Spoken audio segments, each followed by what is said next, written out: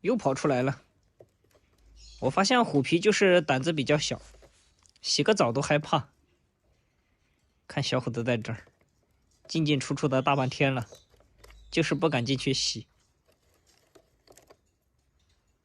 自己去洗吧，懒得拖着你了，拖着你手也挺累的。不带着他都不去洗了。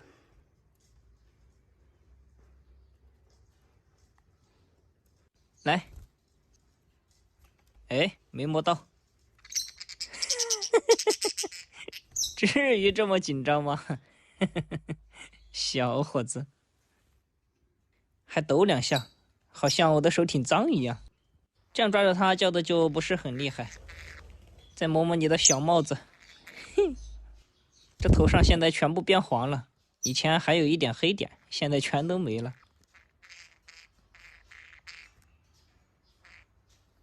好了好了好了，不抓了不抓了。哎，大黄这个猪，走开！过来，小伙子，来，还是要到我手上来。在地上跑起来，它没有安全感。二黑，我来喽！先准备着。我现在没事了，我就特别喜欢逗它，特别好玩。哎，打开喽！我打开喽！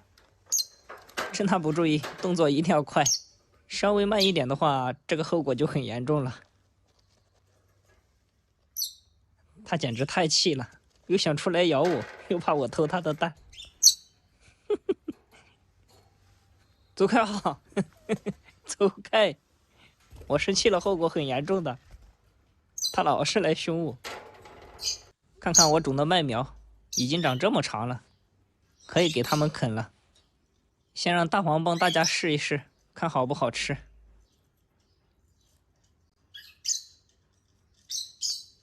看这样子，味道应该还不错啊。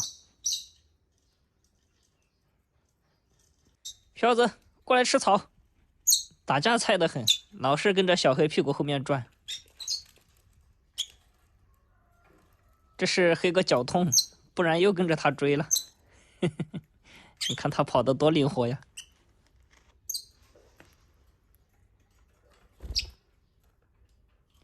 被二黑吓了一跳。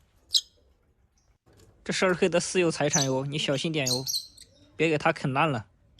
小心等会儿他追着你跑。他还不听，哼！等会儿二黑就来打你了。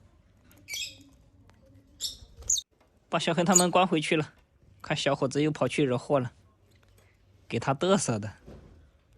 他就在二黑他们笼子面前转，哼！这小伙子真的是。哎，大黄，大黄，在地上谁都追他，哎，还是在我手上安全一点。看小伙子这翅膀又长出来了，这下不给他剪了。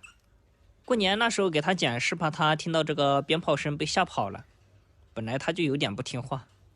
这里的话是他长大的地方，环境他都是熟悉的，一般不会乱跑。你在说什么鸟语？我没听懂啊。